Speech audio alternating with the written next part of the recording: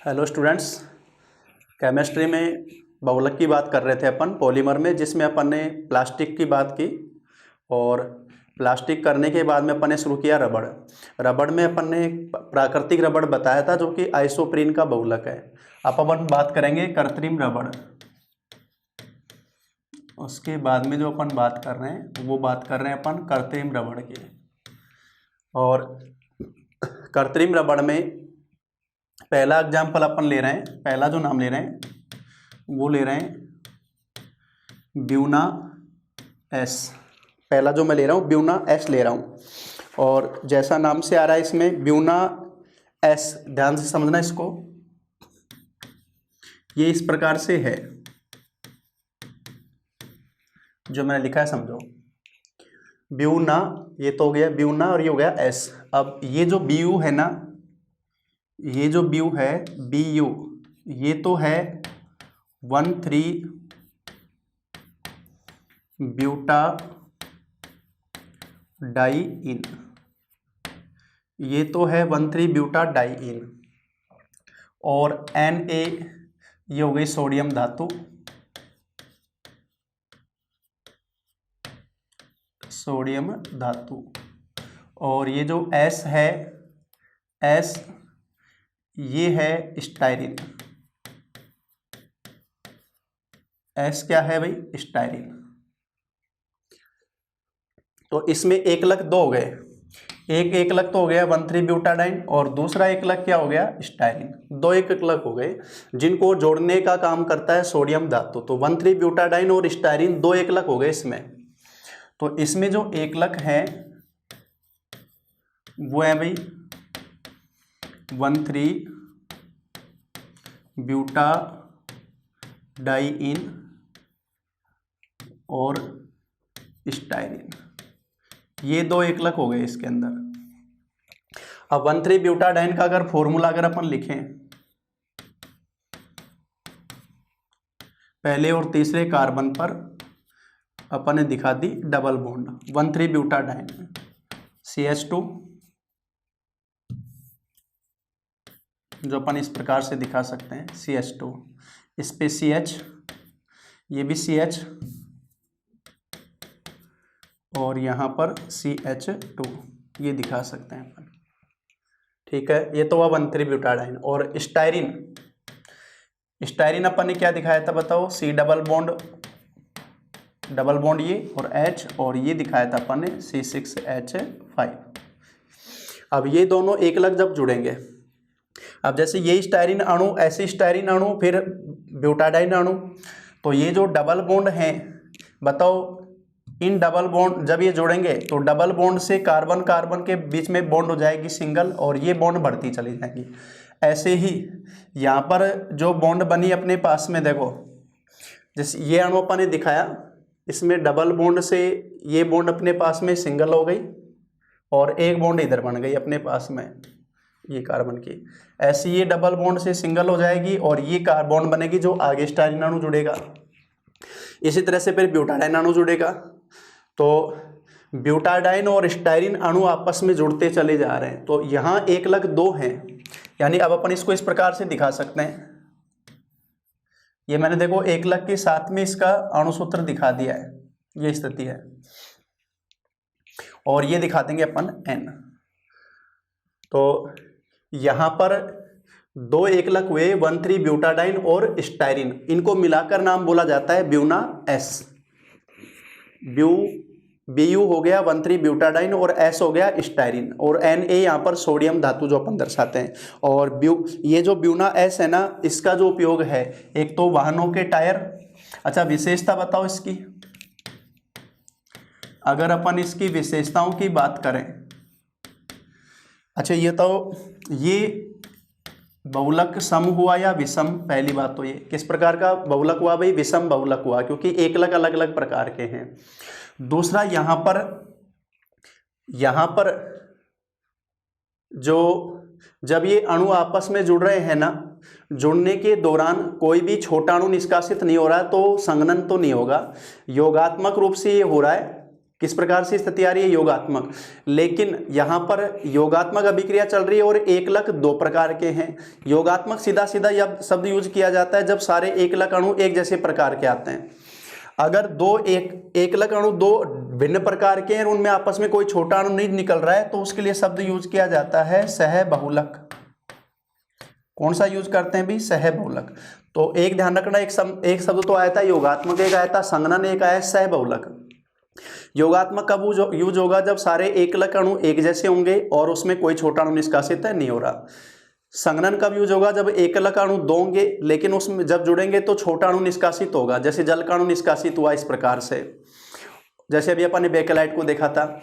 और सहबहुलक कब यूज होगा, जब एकलक अणु दो होंगे लेकिन जब वो जुड़ते हैं तो कोई छोटा अणु निष्कासित नहीं हो रहा, आपस में जुड़ रहे हैं दोनों, कोई छोटा अणु निष्कासित नहीं हो रहा, तब यूज किया जाता है सहबहुलक। तो ये बहुलक कैसा है भाई, विषम है, सहबहुलक है। और इसमें ये जो बताया अपन ने विषम और सहबहुलक, और रिएक्शन जो आ गई वो किस प्रकार से आ गई भाई, योगात्मक। एकलक अणु एक भिन्न है, योगात्मक रूप से जुड़ रहे हैं, और सहबहुलक बोलेंगे क्योंकि छोटा अणु निष्कासित नहीं हो रहा है। और इसका उपयोग जो किया जाता है वाहनों के टायर,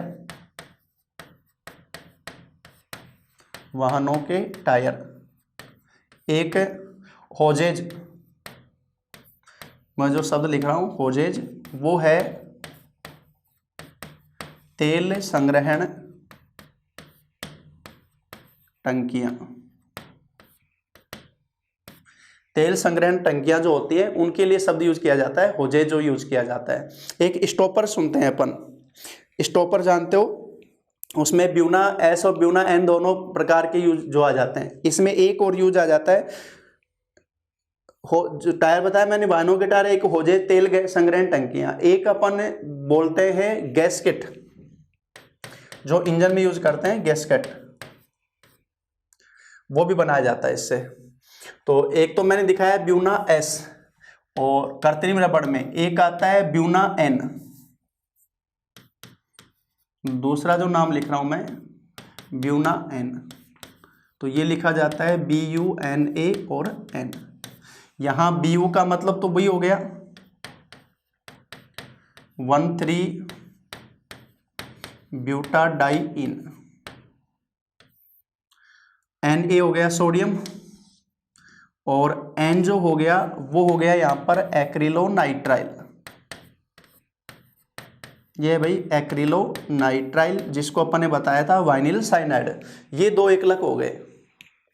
तो ये वाला जो बहुलक है, इस बहुलक में जो एकलक हुए वो दो हो गए भी, एक तो 1,3 ब्यूटाडाइइन व दूसरा एक्रिलोनाइट्राइल। ये दो इसके अंदर आ गए, एक तो 1,3 ब्यूटाडाइन और दूसरा एक्रिलोनाइट्राइल। अब यहां पर भी सेम स्थिति है, 1,3 ब्यूटाडाइन अपन लिखेंगे अगर, ये स्थिति दर्शाएंगे,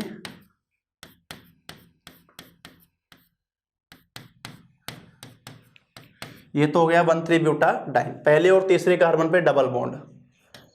और एक्रिलोनाइट्राइल क्या लिखा था अपन ने, डबल बॉन्ड H और ये लिखा था अपन ने CN, ये लिखाया था। अब जब ये दोनों जुड़ेंगे तो स्थिति क्या आएगी, यहाँ पर H और यहाँ सिंगल बॉन्ड हो जाएगी कार्बन कार्बन के बीच में, ये जो असंतृप्त बॉन्ड है वो संतृप्त हो जाती है, ये स्थिति हो जाती है H, और यहाँ ये एक नई बॉन्डिंग इसके साथ स्टाइरिन अणु के साथ बन जाती है। ये जो बॉन्डिंग बनती है वो स्टाइरिन अणु के साथ बन जाती है, और यहाँ पर भी सिंगल बॉन्ड H और ये CN, और इसी प्रकार से आगे बढ़ती है। तो यहाँ पर भी देखो, अगर अपन बात करें विशेषता की, तो जब ये बहुलक बन रहा है ना, तो एक तो नाम देंगे इसको विषम बहुलक, रिएक्शन हो रही है योगात्मक, और यहाँ पर कोई छोटा अणु बाहर नहीं निकल रहा, और दो एकलक भिन्न प्रकार के जुड़ रहे हैं, तो शब्द क्या आएगा, सहबहुलक। अगर दो एकलक हैं और जुड़ने के दौरान छोटा अणु निकलता है तो संघनन, और दो एकलक हैं, जुड़ना सीधे जुड़ रहे हैं लेकिन कोई छोटा अणु निकल रहा है, नहीं निकल रहा, तब आता है सहबहुलक। और इसका उपयोग, एक उपयोग तो वही लिखेंगे, वाहनों के टायर, एक स्टॉपर, एक जूतों के सोल, अपन जो जूते पहनते हैं उनके नीचे के जो सोल आते हैं वो, एक स्टॉपर, गेट पे जो स्टॉपर लगाते हैं नीचे वो, और एक वाहनों के टायर, इसमें दोनों यूज होते हैं रबड़ जो बताते हैं। कृत्रिम रबड़ में तीसरा बता रहे हैं अपन ABS, क्या सब लिखा है ABS। अब इसमें A से मतलब तो है एक्रिलोनाइट्राइल, B से मतलब है 1,3-ब्यूटाडाइइन, और S से मतलब है स्टाइरिन। ये तीनों इसमें जुड़ गए, एक्रिलोनाइट्राइल, 1,3-ब्यूटाडाइन और स्टाइरिन, तीनों इसके अंदर आ जाते हैं, और इन तीनों से मिलकर ये नाम बना जाता है ABS। तो ध्यान रखना इसी नाम के अंदर इसके एकलक के नाम छुपे हुए हैं, क्योंकि क्वेश्चन अपने पास में बहुलक का जो आता है ना, वो जनरली क्या आता है, वो जो बहुलक है वो किससे मिलकर बना हुआ है, उसकी एकलक इकाइयाँ कौन कौन सी है, दूसरा उसके मेन यूजेज जो पूछे जाते हैं, और एक विशेषता जो मैं बता रहा हूँ साथ में। अब इन तीनों को लिया था अपन ने, ये दोनों थे तब तो नाम आ रहा था ब्यूना A, और ये दोनों आ रहे थे तो ब्यूना SR नाम आ रहा था, ये तो ब्यूना N आ रहा था, ये ब्यूना S, और ये सारे मिलकर क्या बन गया ABS, एक्रिलो ब्यूटाइल नाइट्राइल जो स्टाइरिन जो बोला जाता है, एक्रिलो ब्यूटाइन स्टाइरिन जो बोला जाता है ABS पूरा, ये तीनों इसमें आ जाते हैं। और ये जो बहुलक हुआ, क्योंकि इसमें भी एकलक इकाइयाँ अलग अलग हैं, तो क्या नाम आएगा भाई, विषम। देखो जुड़ने का क्रम वही रहेगा, तीनों अणु एक साथ जुड़ेंगे जब विषम, साथ में ये बोला जाएगा सह बहुलक, और अभिक्रिया हो रही है इसकी योगात्मक, इस तरह से एक स्थिति आ जाती है। और इसका जो उपयोग है वो है भाई हल्के वाहनों की बॉडीज। तो हल्की जो गाड़ियां आती है ना, उन हैचबैक जो गाड़ियां आती है हल्की वाली, उन सब की बॉडी जो आती है बाहर की, एक तो बॉडीज बाहर की बनाई जाती है आयरन से, सीट आयरन सीट लेकर जो बनाई जाती है, एक बाहर की बॉडी बनाई जाती है रबड़ से, जो कि अपन प्लास्टिक के रूप में देखते हैं, वो रबड़ आता है, कौन सा रबड़ है, वो ABS है। जो हल्की गाड़ियां होती है, छोटी गाड़ियां, उनमें देखो बाहर की जो बॉडीज होती है वो सारी की सारी इसकी बनी होती है ABS की, तो हल्के वाहनों की बॉडीज की बनी होती है। तो कृत्रिम रबड़ में अपन ने 3 नाम पढ़े, ब्यूना N, ब्यूना S, और एक पढ़ा अपन ने ABS, ये 3 नाम मेन जो आ जाते हैं कृत्रिम रबड़ के अंदर। अब उसके बाद में अगला जो अपन पढ़ने जा रहे हैं, अगला जो इसमें लेके चल रहे हैं अपन, वो है, अपन ने पहले पढ़ा प्लास्टिक को, दूसरा पढ़ा अपन ने रबड़ को, और अब जो तीसरा अपन पढ़ेंगे वो पढ़ेंगे अपन रेसे। क्या पढ़ेंगे भाई, रेसे, ठीक है। अब रेसों में अपन ने 3 नाम बताए थे, एक तो बताए थे मैंने प्राकृतिक रेसे, ध्यान रखना प्राकृतिक जो रेसे हैं वो भी पॉलीमर ही हैं, बहुलक हैं, और प्राकृतिक रेसे सेल्यूलोज से निर्मित होते हैं। रासायनिक रूप से प्राकृतिक रेसे किससे निर्मित हैं भाई, सेल्यूलोज से निर्मित हैं, और सेल्यूलोज किसका बहुलक है, ग्लूकोज का बहुलक है। फॉर एग्जाम्पल जूट, पटसन, कपास आदि, ये प्राकृतिक रेसे हैं। इसके अलावा प्राकृतिक रेशों में देखो जंतुओं से प्राप्त ऊन,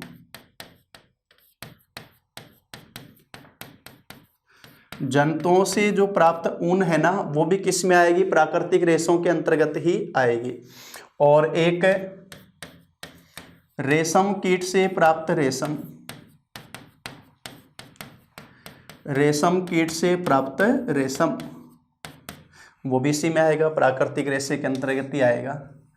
नंबर 2, दूसरा जो बोला जाता है वो बोले जाते हैं संश्लेषित रेशे। या पहले मैं दूसरा जो बता रहा हूं वो बता रहा हूं मैं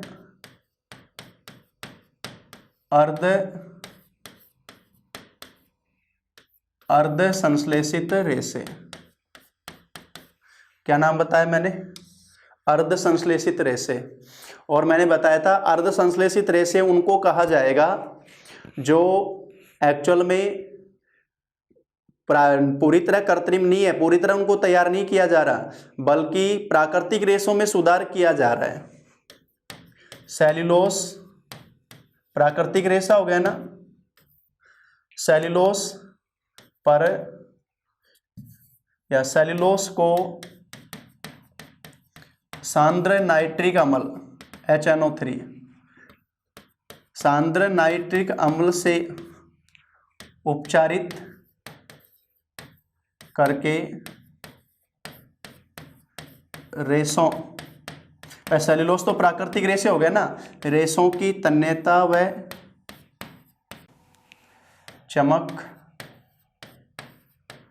बढ़ाई जाती है। तो सेल्यूलोस जो प्राकृतिक रेशे हैं उनको नाइट्रिक अम्ल से उपचारित करके उनकी तन्यता और चमक बढ़ाते हैं। वो रेशे कैसे बन गए? संश्लेषित रेशे। तो इसके एग्जाम्पल में आ जाएगा रेयॉन। तो रेयॉन कैसा रेशा हुआ? अर्ध संश्लेषित रेशा है रेयॉन। तो रेयॉन किसका एग्जाम्पल आया? अर्ध संश्लेषित रेशे का। न तो ये पूरी तरह प्राकृतिक है न पूरी तरह कृत्रिम। सेल्यूलोज जो प्राकृतिक रेशा है उसको उपचारित करके सांद्र नाइट्रिक अम्ल से रेयॉन तैयार किया जाता है, और इस रेयॉन से तैयार करते हैं कारपेट,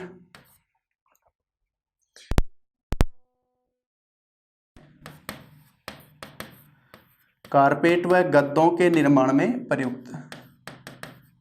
जितने भी गलीचे वगैरह होते हैं, गद्दे वगैरह, उनके निर्माण में इसको यूज किया जाता है रेयॉन को। बेडशीट,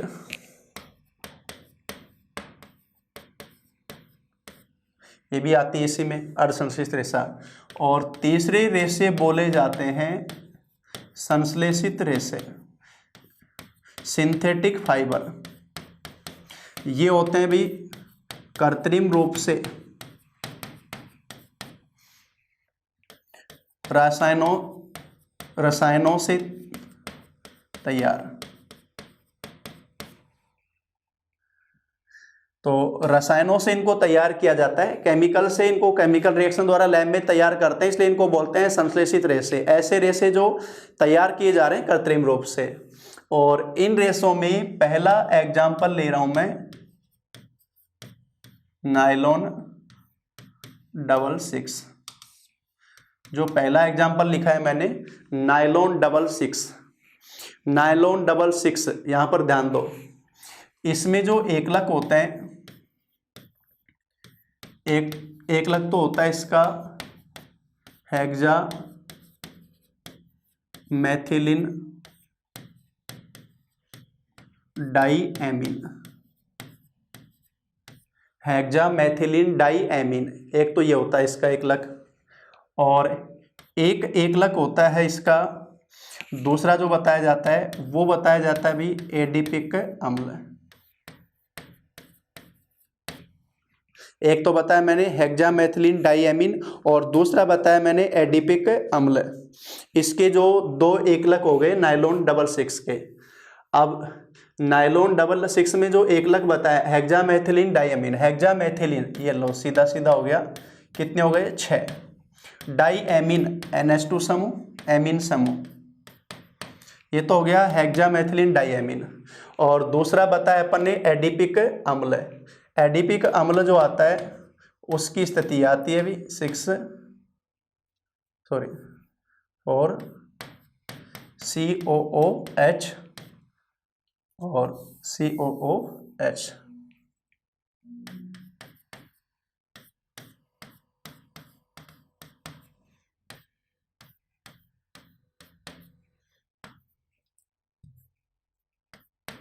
ये लिखा अपन ने हेक्सा मैथिलीन एमीन और दूसरा लिखा अपन ने एडिपिक अम्ल। बताओ किस तरह से फॉर्मूला लिखा है मैंने। एडीपी, ये तो हेक्सामेथिलीन डाइअमीन पहला एकलक लिखा है, ये लिखा है मैंने एडीपी का मतलब दूसरा वाला जो लिखा है ये वाला इसका सूत्र है, ध्यान रखना। और ये हो गया ये हेक्सामेथिलीन डाइअमीन।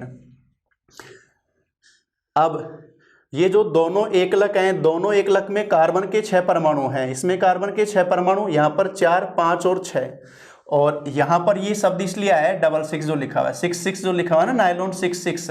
ध्यान रखना ये जो 66 संख्या लिखी है ये बता रही है इस नायलॉन के एकलक में उपस्थित कार्बन परमाणु की संख्या को। ये कार्बन परमाणु जो संख्या है ना, क्योंकि ये नायलॉन जो अलग अलग प्रकार से बनाते हैं उनमें कार्बन परमाणु की संख्या अलग अलग आती है, उस आधार पे अलग अलग नाम आते हैं। मेन जो पूछा जाता है नायलॉन 66 बोला अपन ने, तो 6 जो है इसके एकलक अणु में कार्बन परमाणु की संख्या है, 6 इसमें 6 इसमें, उसको दर्शा रहा है। अब जब इनकी रिएक्शन होती है, इन दोनों एकलक की जब रिएक्शन होगी, यहां से तो OH समूह और यहां से H, यहां से H, तो -H2O। अब देखो ये भी N अणु होते हैं, ये जो अणु है N, और ये जो अणु है वो भी N, बहुत सारे अणु जुड़ते हैं ना ये आपस में।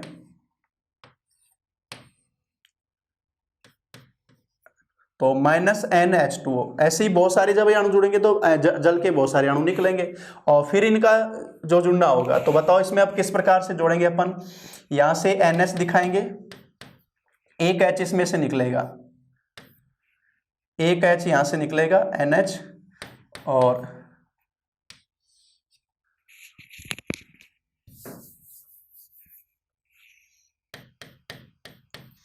एक H यहां से निकलेगा,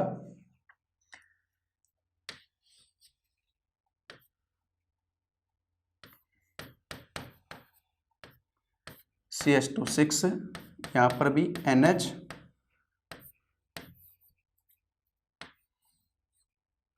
भी स्थिति, और यहां से OH समूह निकलेगा, तो ये स्थिति आ जाएगी। यानी ऑक्सीजन का जो ये परमाणु यहां पर बचा, इस ऑक्सीजन में कार्बन, ये स्थिति आ जाएगी डबल बॉन्ड, ये NH समूह OH और H, ये जल के यहां से H और इधर से OH, ये जल के अणु के रूप में निकल गया, CH2 और यहां पर वो स्थिति C डबल बॉन्ड O, और आगे बॉन्डिंग जो चलेगी NH, यहां से NH आ जाएगा आगे। तो इस तरह से ये बहुत सारे अणु आपस में जुड़ेंगे। यहां जो बॉन्डिंग बनी है, ये जो बॉन्डिंग होती है ना, इस बॉन्ड को बोला जाता है एमाइड बंध। तो नायलॉन के निर्माण के दौरान जो दोनों एकलक हैं, एक तो हेक्सामेथिलीन डाइअमीन और एक एडीपी का अम्ल है, उस दौरान जो बॉन्ड बनती है उसको एमाइड बंध कहा जाता है। और ये एमाइड बंध बहुत सारी बनेंगी, एमाइड बंध बहुत सारी बनेंगी, तो इसलिए नायलॉन हो जाता है पॉलीएमाइड बहुलक। नायलॉन को बोला जाता है पॉलीएमाइड बहुलक। तो अब बताओ यहाँ पर पॉलीएमाइड बहुलक क्यों नाम दिया गया है, क्योंकि इसमें निर्माण के दौरान एमाइड बंध बनती है, इसलिए पॉलीएमाइड बोला जाता है। और 66 जो है, 66 जो संख्या है, एकलक में उपस्थित कार्बन परमाणु की संख्या, एकलक में उपस्थित कार्बन परमाणु की संख्या है, वो जो संख्या लिखी जाती है वो 66 लिखी जाती है। तो इस तरह से ये नाम दिया जाता है। और इस बहुलक की विशेषता की अगर बात करें, विशेषताएं अगर बताओ एकलक डिफरेंट है तो नाम क्या आएगा, विषम। जब एकलक जुड़ रहे हैं तो जल का अणु बाहर निकल रहा है तो शब्द क्या आएगा, संघनन। जल का अणु बाहर निकल रहा है, संघनन शब्द आ जाएगा। और ये जो बहुलक हुआ कैसा आ जाता है भाई, रेखीय। बॉन्डिंग जो बनती है वो रेखीय बनती है। विषम है, संघनन बहुलक है, रेखीय है। और ये है कृत्रिम रेशा, जो अपन बोलते हैं रेशों के रूप में। ये विशेषता आ जाती है। और नायलॉन का उपयोग अपन जानते ही हैं, क्या उपयोग है भाई नायलॉन का?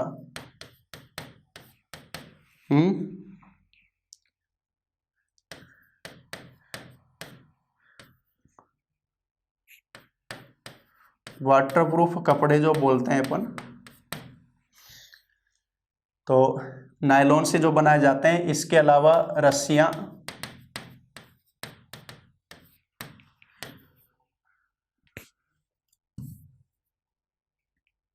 इसके अलावा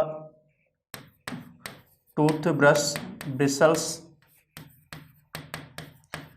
टूथब्रश जो अपनी होती है उनके जो ब्रिसल्स होते हैं ना, वो भी किसके होते हैं भाई? नायलॉन के बने होते हैं। तो इस तरह से इसको यूज किया जाता है। नायलॉन जो 66 बताया अपन ने रेसों में।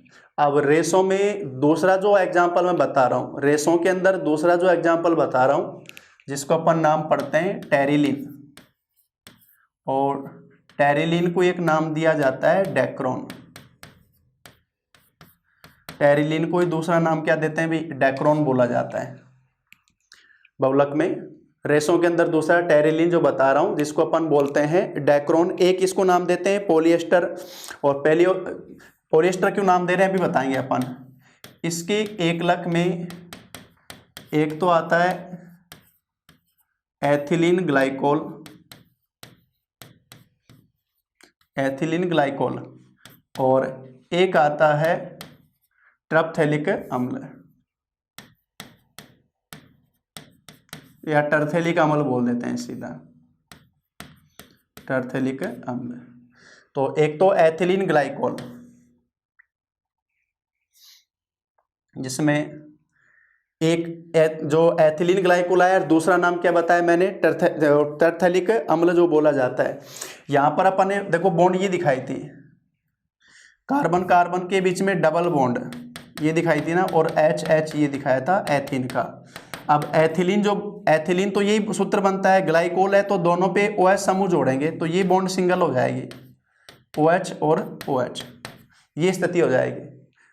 और भाई एथिलीन तो एथीन को ही बोला जाता है ना, डबल बॉन्ड ये जो OH ये तो एथिलीन ग्लाइकोल पूरा बनता है। तो इसको अपन इस तरह से लिख सकते हैं कि CH2OH,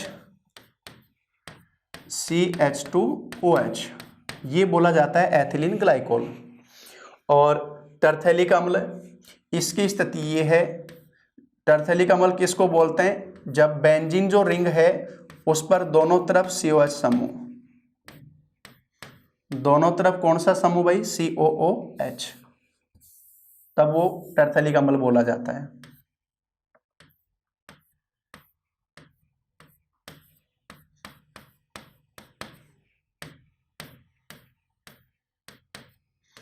यह आ गया टरथेलिक अम्ल। अब जब इनकी बॉन्डिंग होगी तो सेम स्थिति वही आती है, इधर से OH और इधर से H, यहाँ से OH और यहाँ से H, ये समूह बाहर निकलता है। तो जब ये दोनों जुड़ेंगे, जब ये दोनों की बॉन्डिंग होगी ना, तो OH समूह और H समूह, यहाँ से H और यहाँ से OH बाहर निकलेगा। तो बताओ किस तरह से दिखाओगे आप? इधर से जैसे H निकलेगा, OH यहाँ से H और यहाँ से OH, तो ये जो बॉन्डिंग दिखाओगे आप O की, एक तो एक बॉन्डिंग ऑक्सीजन की डबल बॉन्ड होती है ना, संयोजकता 2 है, तो एक तो बॉन्डिंग ये हो गई, एक ये रिक्त रहती है। ये अणु अपन इस तरह से दिखा दिया, CH2 और ये दिखाया अपन ने O, और यहां से देखो, अब ध्यान दो, यहां से H निकल गया ना। अब जब ये इधर से जुड़ेगा, OH इस H के साथ जुड़ेगा, तो यहां पर स्थिति क्या रहेगी? C डबल बॉन्ड O, ये C डबल बॉन्ड O और OH इधर चल, ये OH H के साथ निकल गया जल के अणु के रूप में, और ये बॉन्डिंग अपने पास में इस प्रकार से आ गई।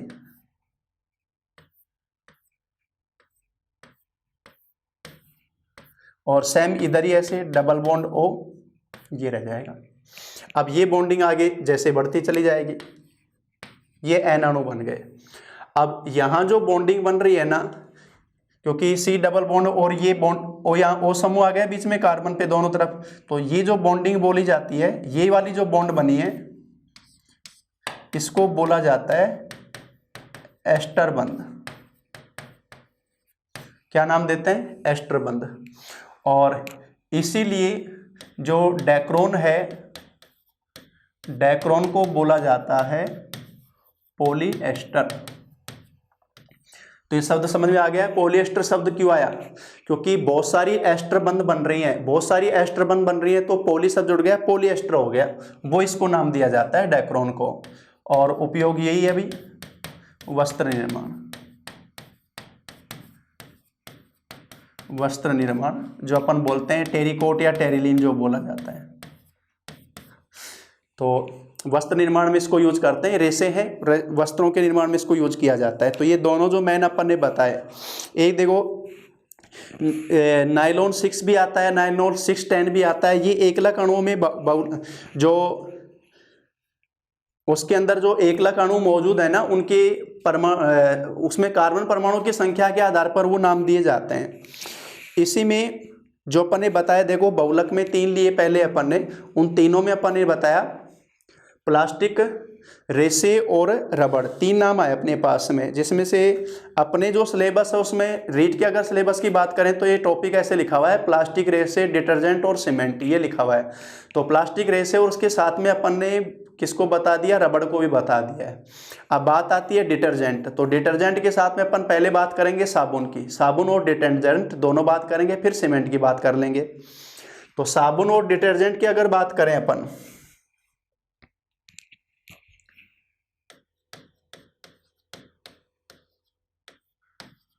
साबुन व डिटर्जेंट की अगर बात करें, पहले बात कर रहे हैं अपन साबुन के लिए।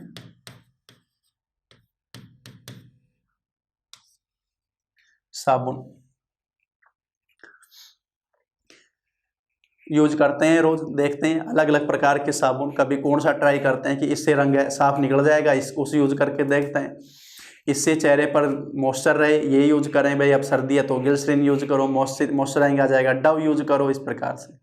तो एक्चुअल में मूल रूप में साबुन क्या है? सबसे पहली चीज तो ये, तो साबुन मूल रूप से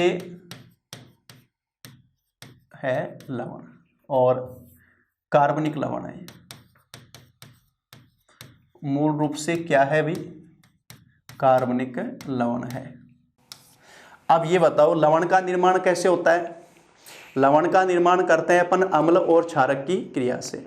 अम्ल और क्षार की क्रिया से लवण का निर्माण होता है, जानते हैं अपन अच्छी तरह से। तो इसमें साबुन निर्माण में प्रयुक्त पदार्थ,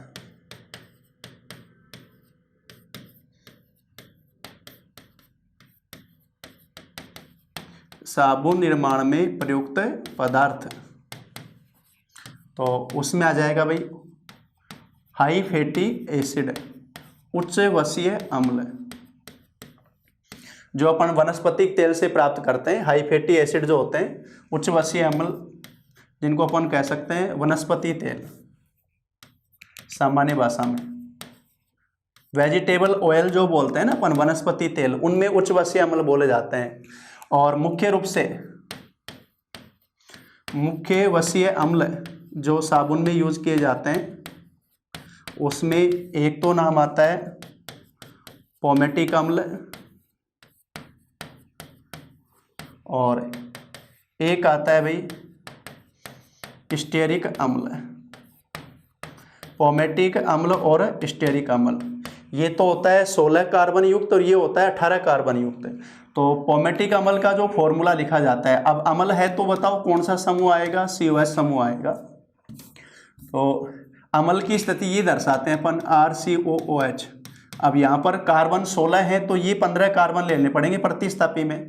15 कार्बन लोगे, बताओ इसका प्रतिस्थापी बनाओ, इसका एल्किल प्रतिस्थापी जो बनेगा। अगर 15 कार्बन है तो अपन प्रतिस्थापी लिखते हैं CnH2n+1। R जो लिखा जाता है वो क्या लिखा जाता है? CnH2n+1। अब यहाँ N 15 है, 15 दूनी 30 और 1 31, ये लिखा जाएगा 15 दूनी 30 और 1 31, ये लिखा जाता है। तो 30 और 1 31 ही हो गया, और COOH, ये तो हो गया पोमेटिक अम्ल। स्टेरिक अम्ल में होते हैं ये 18 होते हैं टोटल, ये 17 होते हैं। 17 दूनी 34 और 1 35 और ये फिर COH समूह। ये साबुन निर्माण में मेन जो वसे अम्ल यूज होते हैं, वनस्पति तेल इनके सोर्स हैं। पोमेटिक अम्ल और स्टेरिक अम्ल 2 सूत्र मैंने लिखे हैं। और ये तो आ गया, एक तो ये आ गया। और दूसरा पदार्थ जो यूज किया जाता है वो यूज किया जाता है कास्टिक सोडा। कास्टिक सोडा, और इसका फॉर्मूला अपन क्या लिखते हैं भाई, NaOH। अब बताओ, अम्ल और क्षार, कास्टिक सोडा क्या हो गया, क्षार। अम्ल क्षार की क्रिया होगी तो जो बनेगा वो लवण ही तो बनेगा। अब यहाँ अम्ल जो अपन ने लिया है वो हाई फैटी एसिड है, तो कार्बनिक अम्ल है, उनसे द्वारा इनको तैयार किया जाता है। तो इन दोनों की रिएक्शन से जो तैयार होता है वो तैयार होता है साबुन। तो साबुन की जो डेफिनेशन दी जाती है वो दी जाती है, साबुन लंबी हाइड्रोकार्बन श्रृंखला वाले उच्च वसीय अम्लों के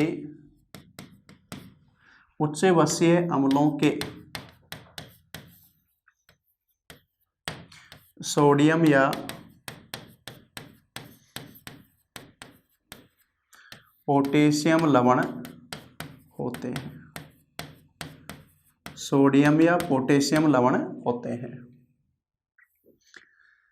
चलो अब देखो, इसमें पहले जैसे अपन ले लेते हैं स्टेरिक अम्ल ले लेते हैं, ये स्टेरिक अम्ल हो गया, और कास्टिक सोडा ले लिया अपन ने NaOH, ठीक है। ये अपन ने कास्टिक सोडा ले लिया। बताओ अभिक्रिया कौन सी हो जाएगी, उदासीनीकरण। अब इस रिएक्शन में मूल रूप से जो अपने पास में लवण बन जाता है वो इस प्रकार से बन जाता है। ये तो नेगेटिव चार्ज और ये पॉजिटिव चार्ज, जिसको बोला जाता है सोडियम स्टीरेट या सोडियम पोमेट, इस प्रकार से नाम आएगा। और ये बनता है इसमें मुख्य उत्पाद, और एक बनता है इसमें ग्लिसरॉल। साबुन निर्माण क्रिया में मुख्य रूप से तो साबुन लवण बनता है, साथ में बनता है ग्लिसरॉल, और ग्लिसरॉल को बोला जाता है को प्रोडक्ट, सह उत्पाद। ग्लिसरॉल रासायनिक रूप से होता है 1,2,3 प्रोप 1,2,3 ट्राईओल, प्रोप 1,2,3 ट्राईओल, ये स्थिति होती है। अगर इसका रासायनिक नाम लेंगे ना ग्लिसरॉल का IUPAC जो नाम होता है प्रोप 1,2,3 ट्राईओल। तो ये स्थिति हो गई, इसमें 3 कार्बन हो गए, प्रोप है तो, और तीनों पे OH समूह, तो CH2OH CH2OH और CH2OH, ये स्थिति होती है। तो प्रोप 1,2,3 ट्राईओल इसको बोला जाता है ग्लिसरॉल। ये साबुन निर्माण क्रिया में सह उत्पाद के रूप में प्राप्त होता है। तो साबुन बनाने के लिए क्या करते हैं, 2 वनस्पति तेल हैं, हाई फैटी एसिड के जो सोर्स हैं, उनको कढ़ाई में लेकर गर्म किया जाता है और साथ में उसमें डाल दिया जाता है कास्टिक सोडा। इससे साबुन का घोल तैयार होता है, लवण तैयार हो गया, लवणीय घोल तैयार हो गया गर्म करने से। अब ये जो लवणीय घोल बनता है वो सोल्यूबल फॉर्म में बनता है। अब उसमें डाला जाता है नमक NaCl, और नमक साबुन के लवण को अवक्षेपित कर देता है, प्रेसिपिटेट कर देता है। अवक्षेपित करने का मतलब होता है ठोस रूप में जमा देना। तो साबुन का लवण ठोस रूप में जम जाता है, ग्लिसरॉल बाहर तेलीय रूप में प्राप्त हो जाता है। तो इस तरह से साबुन को प्राप्त करते हैं। तो साबुन क्रिया, ये मेन क्वेश्चन ने बहुत बार पूछा हुआ है, साबुन निर्माण क्रिया का सह उत्पाद तो नाम किसका आएगा, ग्लिसरॉल का आएगा। ग्लिसरॉल का रासायनिक नाम क्या है, प्रोप 1,2,3 ट्राईओल, ये स्थिति आती है। तो साबुन निर्माण में जो लवण बना, जैसे सोडियम स्टीरेट बनाया अपन ने, ये बताया अपन ने मेन लवण जो आ जाता है, या पोटेशियम स्टीरेट आ जाएगा। अगर आप NaOH की जगह KOH ले रहे हो तो पोटेशियम स्टीरेट, वो मृदु साबुन बोले जाते हैं। अब साबुन की प्रकृति, साबुन निर्माण क्रिया में अपन ने बताया सह उत्पाद के रूप में ग्लिसरॉल प्राप्त हो रहा है। अभी अपन ने बताया साबुन लवण है और लवण की प्रकृति जनरली अपन ने बताया था उदासीन, लेकिन अपन ने जब पढ़ा था अम्ल क्षारक लवण तो मैंने बोला था लवण की प्रकृति डिपेंड करती है अभिकारक अम्ल और क्षारक की प्रकृति पर। यहाँ पर जो अम्ल प्रयुक्त हो रहा है साबुन निर्माण में वो है दुर्बल अम्ल और जो क्षार कास्टिक सोडा है वो प्रबल क्षार है। तो साबुन की प्रकृति जो होती है वो कैसी होती है भी, क्षारीय, क्षारीय प्रकृति। ये क्षारीय प्रकृति क्यों आई साबुन की, क्योंकि इसमें जो अम्ल यूज कर रहे हैं वो तो हो रहा है दुर्बल अम्ल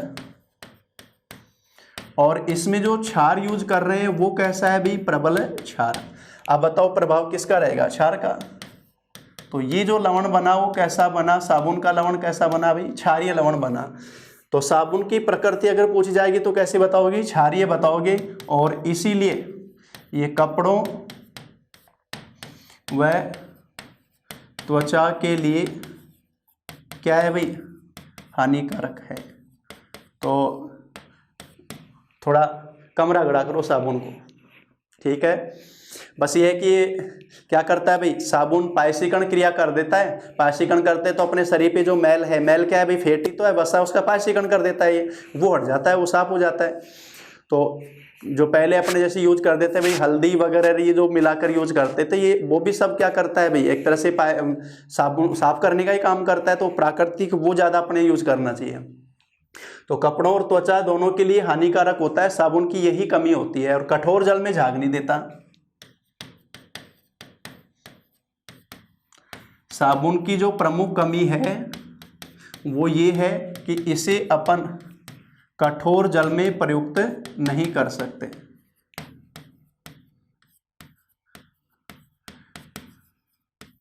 कठोर जल में प्रयुक्त नहीं किया जा सकता, ये साबुन की मेन कमी आ जाती है। इसको अपन कठोर जल के साथ यूज नहीं कर सकते साबुन को। तो कठोर जल में भाई जल की कठोरता, जल की कठोरता जो होती है ना वो पढ़ते हैं अपन दो प्रकार से, एक तो अस्थायी और एक पढ़ते हैं स्थायी।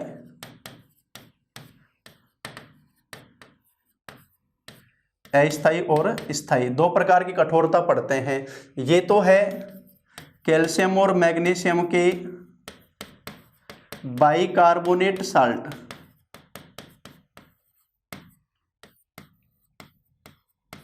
और ये है कैल्शियम और मैग्नीशियम के सल्फेट व क्लोराइड।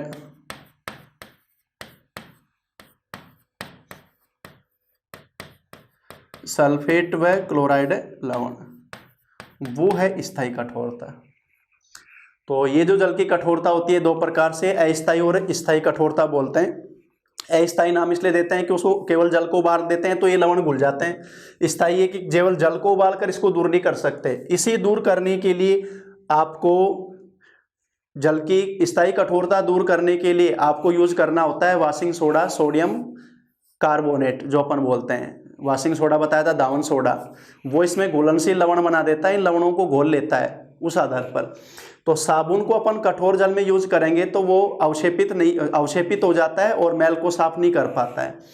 तो इस तरह से साबुन को अपन कठोर जल में यूज नहीं कर सकते। एक शब्द आता है मृदु साबुन। क्या शब्द लिखा है मैंने, मृदु साबुन। ये है उच्च वसीय अम्लों के पोटेशियम लवण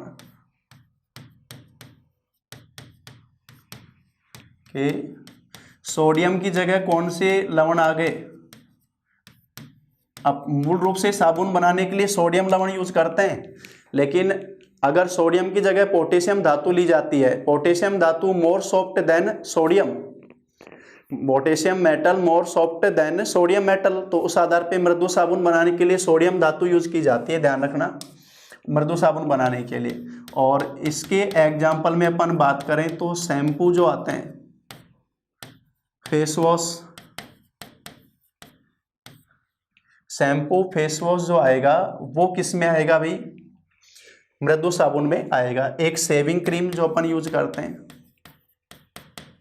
वो मृदु साबुन है। तो मृदु साबुन के लिए कौन सी धातु यूज की जाती है? पोटेशियम धातु यूज की जाती है। सामान्य रूप से साबुन बनाने के लिए क्या यूज किया जाता है भाई? कास्टिक सोडा, NaOH, उसके आधार पर तैयार करते हैं मूल अभिक्रिया जो बताते हैं अपन। और इसके बाद में जो अपन शब्द बोलते हैं अपमार्जक।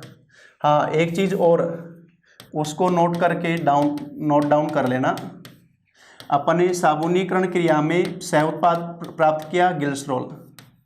ग्लिसरॉल का उपयोग पारदर्शी साबुन बनाने के लिए किया जाता है। ग्लिसरॉल का उपयोग पारदर्शी साबुन बनाने के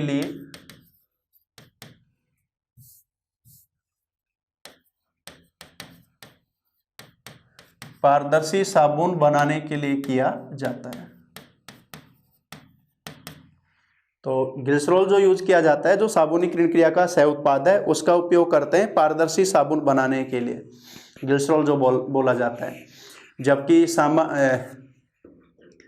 साबुन मूल रूप से बताया अपन ने, जो मेन क्वेश्चन देखो अब साबुन से जो बन जाता है कि एक तो कच्चा पदार्थ इसमें जो यूज कर रहे हैं हाई फैटी एसिड, जिसमें मेन बताया अपन ने पोमेटिक अम्ल और स्टेरिक अम्ल दोनों यूज किए जाते हैं। साबुन निर्माण एक लवण बनेगा अम्ल क्षार की क्रिया से। लवण जो ये बन रहा है वो क्षारीय प्रकृति का है, क्योंकि इसमें अम्ल जो यूज हो रहे हैं वसी अम्ल वो दुर्बल है, जबकि कास्टिक सोडा यूज कर रहे हैं वो प्रबल है। दूसरा, साबुन को अपन कठोर जल में यूज नहीं कर पा रहे। साबुनीकरण निर्माण जब हो रहा है उसमें अपने को ग्लिसरॉल भी प्राप्त हो रहा है, और ग्लिसरॉल जो है उसको यूज करते हैं अपन पारदर्शी साबुन बनाने के लिए। अब साबुन की जो कमी है कि कठोर जल में इसको यूज नहीं कर सकते और क्षारीय प्रकृति है, तो कपड़ों और रेशों के लिए हानिकारक है। तो इसमें सुधार करने के लिए बनाए गए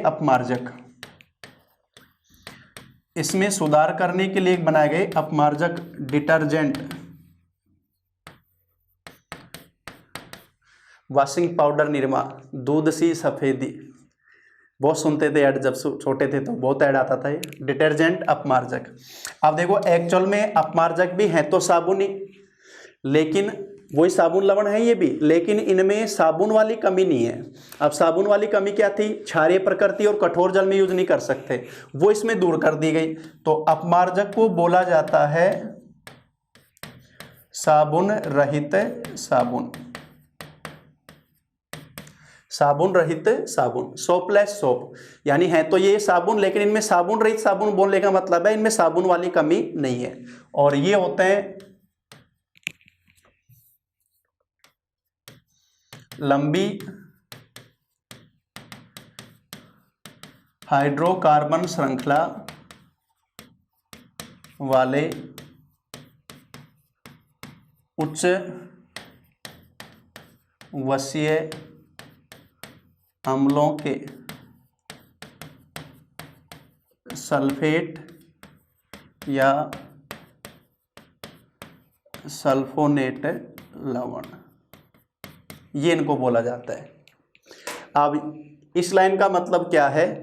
ये जो अपन ने लिखा इसमें ये कमी इसमें कैसे दूर की गई ये डिस्कस करेंगे अपन अगली क्लास में। तो डिटर्जेंट का साबुन वाली कमी डिटर्जेंट में कैसे दूर की गई वो अपन अगली क्लास में बताएंगे।